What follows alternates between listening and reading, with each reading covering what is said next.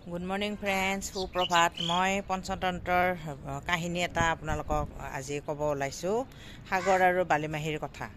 তাৰমানে বালিমাহী এহাল দম্পতীয়ে সাগৰ এখনৰ পাৰতে কি কৰিছিলে, বাঁহ বান্ধিছিলে। তেতিয়া মাইকী বালিমাহী চৰাইজনীয়ে মতাটোক ক'লে যে সাগৰখন প্ৰায় সাগৰৰ পানী আমাৰ ফালে আহি আছে, গতিকে আমি বেলেগত বাঁহ সাজিব লাগিব। তেতিয়া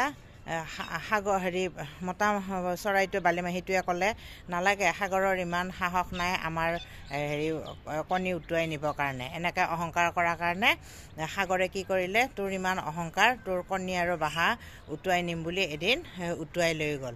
গতিকে ইমান অহংকাৰ আৰু কৰি জেদ মাৰি থাকিলে নহয়, দূৰদৰ্শী হ'ব লাগে সকলো মানুহে। সেইকাৰণে সিহঁতৰ কণীখিনিৰ পতন হ'ল। গতিকে আজিলৈ ইমান।